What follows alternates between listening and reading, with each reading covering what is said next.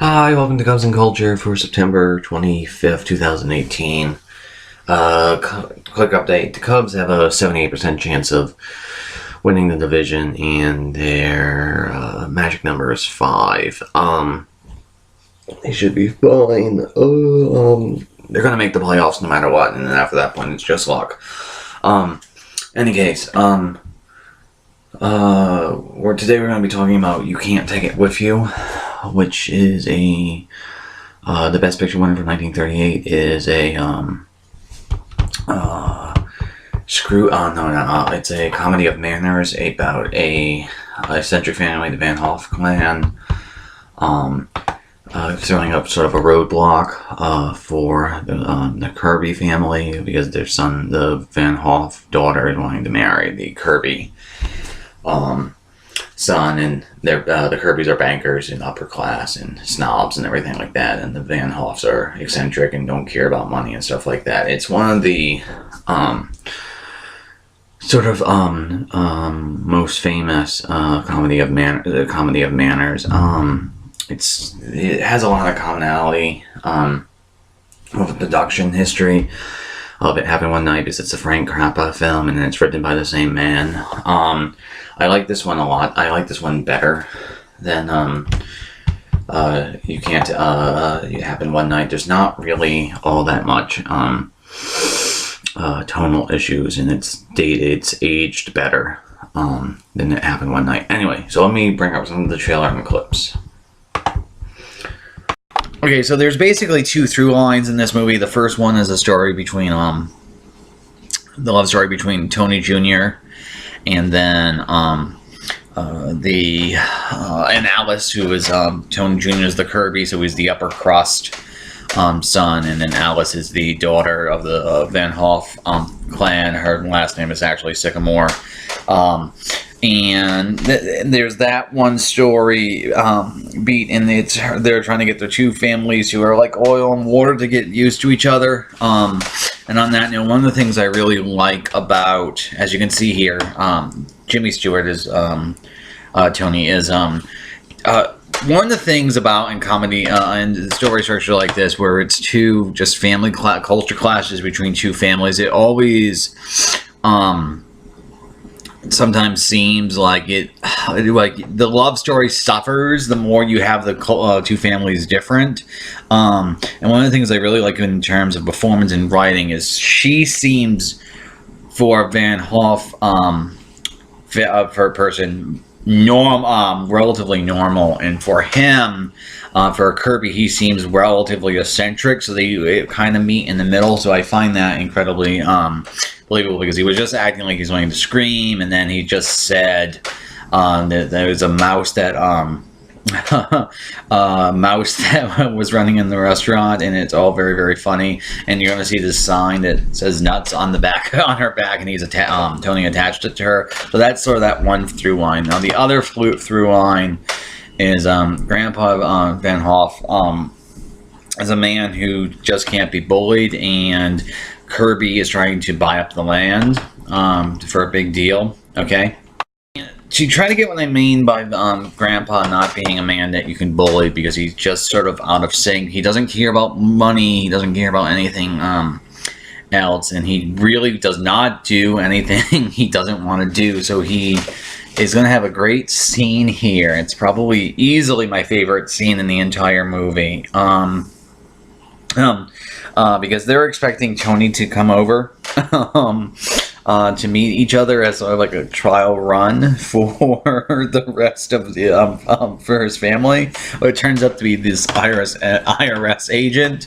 It's kind of not fully explained, which I absolutely love, because I feel like he's just sort of constantly Grandpa's always just sort of constantly getting into arguments like this. So he's going to have an argument with this IRS agent about owing income tax, and it might just be a miscalculation, because at the end of the scene he says, I was just fooling with him, I don't actually owe the government money, which is fine.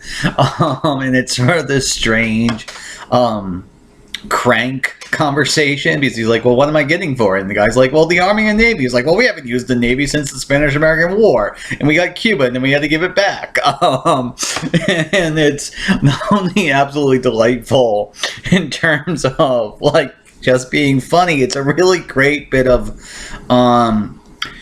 characterization of this old patriarchal figure who's he's sort of a blight spirit, that character trope where he is not of this world. Not of this world, and he can't be bullied. And the other thing that this character reminds me of is if you've read the book, and I know this is going to seem like left field, but it's a really good comparison if you know the book. If you've read the book,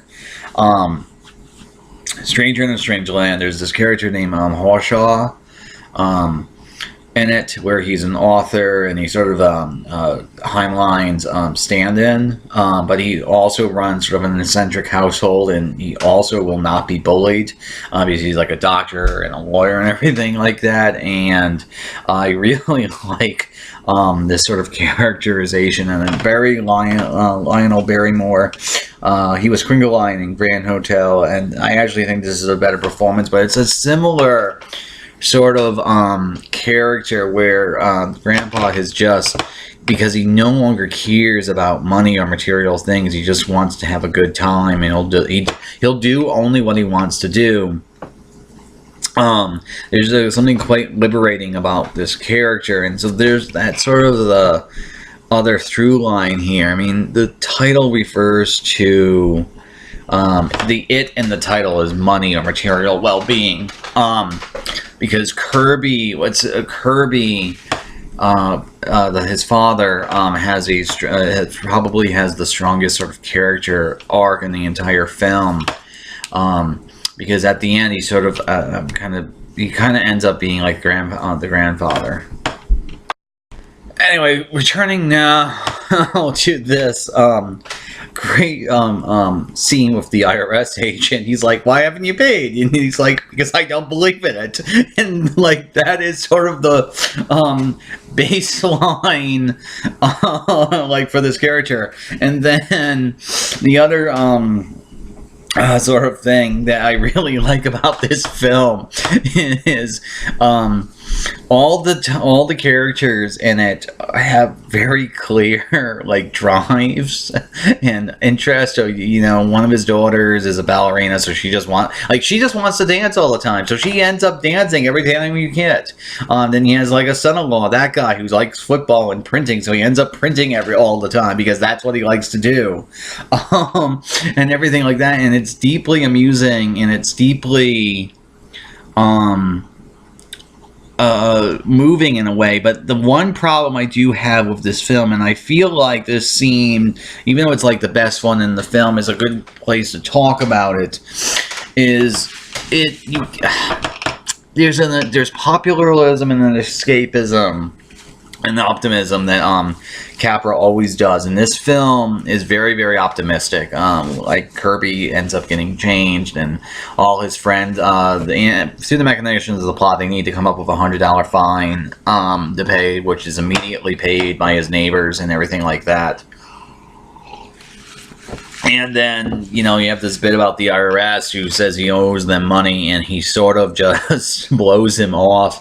And everything like that, and like, it's amusing, and you wish the world could work that way, but it doesn't work that way. And it feels in this context, it just goes a bit too far, where Grandpa is a very liberating character, but at the same time, and even though, you know, Barrymore plays him very, very well, this sort of character, even like in the 30s, would not be, because in some ways he's a jackass, because like he's kind of just fucking with the IRS agent, and in real life, if he did this, he probably would be arrested, and at least summoned, and a whole bunch of other things. And the movie has this optimism to it, which is amusing and enjoyable. But then at the end of the movie, where everything works out, or threads like this with the IRS it kind of gets dropped halfway after the scene. It doesn't feel fully realistic. It doesn't feel fully believable, and so it becomes kind of a fantasy film. I also gotta say I love that line.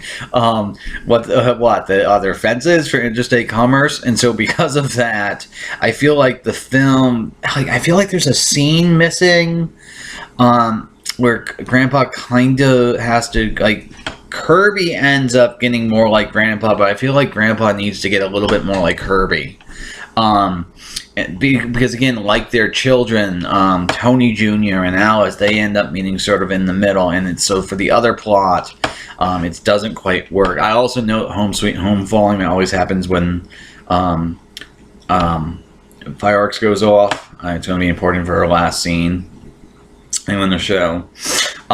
So there's that. Okay, so this is my other this is to me the best moment in the film, and it's such a great bit of direction and writing, because Kirby's family is on the way, and they had, because everyone, so like the mother, she's a playwright, and she was also a painter, so they just had them finding paint, and they got everyone being as believably chaotic and crazy as they possibly could do, as fast within the context, just to set up this shot of that, which is absolutely amazing and absolutely hysterical, because it's the most awkward and painfully and the worst possible introduction for family members ever. And it's such a great moment, and it's pregnant with meaning, because they're it's a socially awkward situation, but why should it be awkward? They're not doing anything wrong, they're just having fun. Okay, so this is the other great scene in the movie, and it's basically Grandpa tearing Kirby a new one. It's also where the line "you can't take it with you" comes from, because they've all been arrested, and he's all sort of flustered because he's been arrested and everything like that. And Grandpa is like, you have to have friends, and so it's the human connection and everything like that. You need to learn to let go of material things, which incidentally is kind of very sort of stoic, not caring about outcomes or anything like that. I'm just going to have fun. I'm just going to it doesn't matter if my house is burned down. I can go meet other new people. Okay, so they also have this story about how he was a man of business, and 35 years ago he got sick of it, so he just went down and went down in an elevator because he got sick of it. And that's important. It goes down in an elevator. Now, again, this is one of the places where it's a really good scene, and I like the dialogue between them. Everything like that. But there's an issue here. Is they're in the drunk tank. Because they all get arrested, and there's a whole bunch of non-bankers. Excuse me. In the room, in the drunk tank.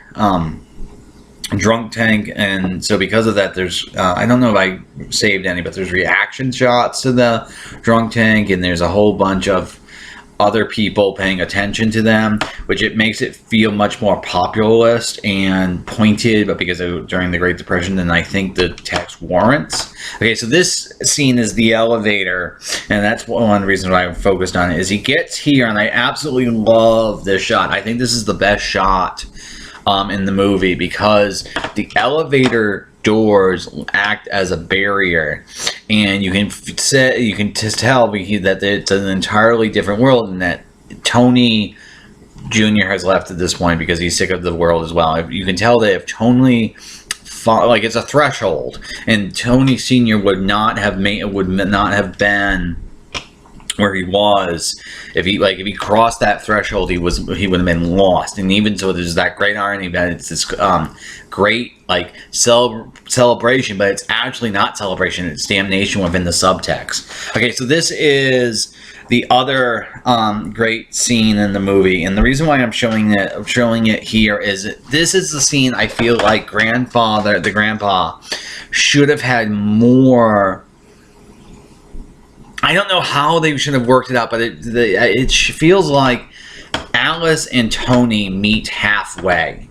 But here, it feels like Kirby just meets Grandpa. But I feel like given the the characters and the two viewpoints, one's materialistic, one's sort of free-spirited, conservative, bohemian, etc. They should have met each other better in the middle.